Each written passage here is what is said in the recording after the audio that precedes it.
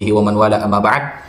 Sahabat muslimin yang dirahmati oleh Allah, banyak teman-teman yang memberikan amanah kepada Al-Fakir untuk menjawab beberapa statement yang sudah mulai menyebar di media sosial, terutama masalah kemarin hasil diskusi di Banten. Kalau hasil diskusi di Banten jelas ya, nasab Ba'alawi itu maktubun bi sihhatih, ya, bahwa nasab Ba'alawi itu maktubun bi sihhatih, nasabnya itu sahih. Al-Habib Hanif Al-Atas sudah membawakan 64 para ulama yang fiqh terpercaya, keilmuannya itu sangat luas, dan ini ulama dunia, bukan ulama kelas lokal, ulama dunia ya. Al-Imam Ibnu Hajar, Syekh Murtada Az-Zabidi, As-Samarqandi, Yusuf An-Nabhani, dan lain sebagainya. Itu kitabnya dipelajari di semua pesantren. Itu yang mengithbat.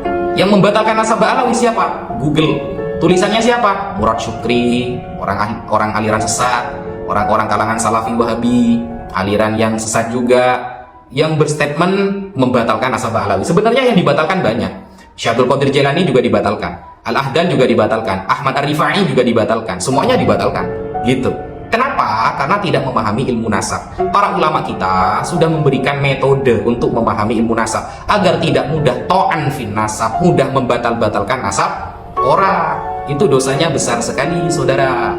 Harus paham ilmunya. Kalau kita mau belajar tafsir ya, mau bab nasikh mansukh, mau bab asraru tartibi suar, mau bab ilmu nahwu shorof atau yang lain, itu belajar ke ulama tafsir. Jangan belajar ke tukang tambal ban seumpama, gak nyambung. Lalu mengait-ngaitkan bahwa mengatakan ya, ada video ya, bisa jadi mungkin Sayyid Ubaidullah ini adalah menantu seumpama, ada perkataan begitu. Bisa jadi ini menantu sesuai dengan tradisi Kristen atau Yahudi begitu. Ini kan ngawur. Kenapa saya katakan ngawur? Aduh, gimana ya? Kalau dikatakan mantu berarti kan Sayyid Ahmad Al-Muhajir itu punya anak perempuan. Sedangkan di dalam Syajarah Mubarakah itu anaknya kan cuma 3, Ali, Husain, Muhammad. Pakai adat hasr ya, kalau kata Kiai Imaduddin ya. Sudah ini aja, seharusnya kan punya anak perempuan baru bisa dikatakan mantu gitu loh. Jadi kalau dikait-kaitkan sama agama lain itu gak nyambung. Kita itu kalau belajar sesuatu pakai ilmunya ya. Belajar fikih, ilmu fikih. Jangan ilmu lintas agama, gak nyambung. Bau belajar ilmu nahwu shorof, contohnya alhamdulillahirabbil alamin. Alhamdu mubtada, mubtadaun zaidun wa adirul khabar in kunta zaidun adirun mubtada, hukumnya rafa wa rafa mubtada bil ibtida kata qarfu khabar bil mubtada. Ada alnya al harfu ta'rifin aw ila mufaqqat fa namatu raf takin fihi naman. Kemudian isi ma'rifat wa ghairuhu ma'rifatun kahum bagi wa hinda wa ibni wal gulabi waladhi. Nah, itu kan Imam Ibnu Malik, Alfiyah Imam Ibnu Malik. Ada ilmunya, ilmu nahwu namanya. Jangan semuanya dikaitkan sama Kristen sama Yahudi. Gak nyambung, karena ada metode ilmu nasab. Makanya harus belajar fikih dulu. Apa itu syuhrah wal istifadhah? Tidak mengait-ngaitkan apa namanya itu, ini gimana di abad ke-4, ke-5, ke-6, ke-7 tidak ada catatan. Lalu kenapa berani mengklaim? Karena gak nyambung pertanyaannya itu. Bukan seperti itu ilmu nasab. Sesuatu yang gampang jangan dibikin ribet ya. Sesuatu yang gampang itu jangan dibikin ribet. Tanyakan kepada ahlinya. Makanya di dalam Al-Quran itu kalau kita tidak tahu jangan mencoba memaknai sendiri. Gabrul nanti artinya. Bertanyalah fas'alu ahla dzikri in kuntum la ta'lamun. Bertanya kepada ulama kalau kita tidak tahu. Ini ilmu agama Islam. Kefiqohan seorang ulama itu sangat penting perannya. Lalu kalau kita membatalkan hanya karena tidak ada manuskrip, padahal ini gak ada kaitannya sama manuskrip ya. Makanya kalau belajar ilmu fikih pasti paham. Ini gak ada kaitannya sama manuskrip sebenarnya. Kalau mau membahas manuskrip, ya, syarat thubutun nasab, penetapan nasab yang pertama itu ya sudah. Ayyura khattun nasabah mausufun bihi yu'rafu khattuhu wa yatahaqqaquhu. Ada tulisan ahli nasab yang terpercaya, diketahui tulisannya, kemudian sudah tertahqiq. Itu selesai, saudara. Agar tidak terjadi to'an fil ansab, tidak mudah membatal-batalkan nasab orang. Lalu dibikin ribet ya, dibikin ribet harus ada manuskrip begini begitu, lalu dikaitkan dengan Kristen dan Yahudi. Aduh, itu gak nyambung. Mohon maaf, itu gak nyambung gitu.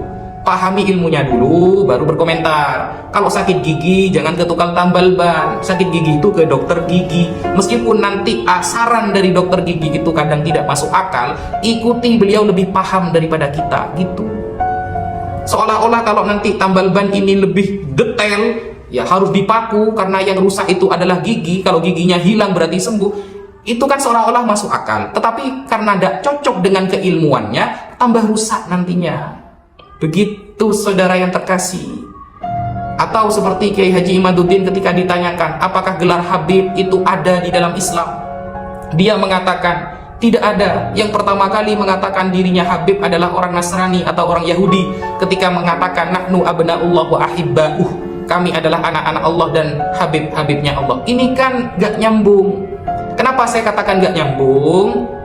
Kata Habib itu kalau kita lihat di dalam kitab Is'adur Rafiq halaman 3 baris ke tengah ke bawah ya, itu kan hanya hakikat urfi saja, hanya panggilan. Kalau mengaku-ngaku seperti Yahudi dan Nasrani itu tidak boleh, seolah-olah dirinya mulia, tidak boleh. Habib pun kalau mengaku-ngaku dirinya mulia juga tidak boleh, saudara. Tapi kalau hanya sebuah panggilan hakikat urfi itu boleh. Lalu apakah ada dulu di zaman para sahabat contohnya memanggil cucu Rasulullah dengan panggilan Habib, ada apa tidak? Ada, saudara. Ini ya, ini kitab ya, ini kitab namanya Istijlabur Tiqa'il Ghuraf ya, yang ditulis oleh Al-Hafidz Syamsuddin Muhammad bin Abdurrahman As-Sakhawi. Beliau abad di abad 9 ya, hidup di abad ke-9. Juz pertama pada halaman 169. Qaulu bin Abbas radhiyallahu anhuma. Perkataan sahabat Abdullah bin Abbas radhiyallahu anhuma yang beliau wafat pada tahun 68 Hijriah. Qala Razin bin Ubaid kuntu 'inda Bani Abbas radhiyallahu anhuma fa'ata Zainul Abidin Ali bin Al-Husain faqala lahu Ibnu Abbas marhaban bil Habib ibnil Habib. Suatu saat sahabat Abdullah bin Abbas itu ya bertemu dengan Zainul Abidin. Zainul Abidin Ali bin Al-Husain, anaknya Sayyidina Al-Husain. Berarti cucunya Sayyidina Ali ya. Cucu-cucunya Rasulullah juga ini. Lalu sahabat Abdullah bin Abbas mengatakan kepada Zainal Abidin ini, marhaban bil Habib ibnil Habib. Marhaban bil Habib ibnil Habib. Istilah Al-Habib ini pernah diungkapkan oleh sahabat Abdullah bin Abbas kepada cucunya Sayyidina Ali. Wa isnaduhu sahih, sanadnya ini sahih. Cara jawabnya begitu. Bukan pakai metode sendiri. Duh, pusing. Sekian dari saya, kurang lebihnya mohon maaf. Wassalamualaikum warahmatullahi taala wabarakatuh.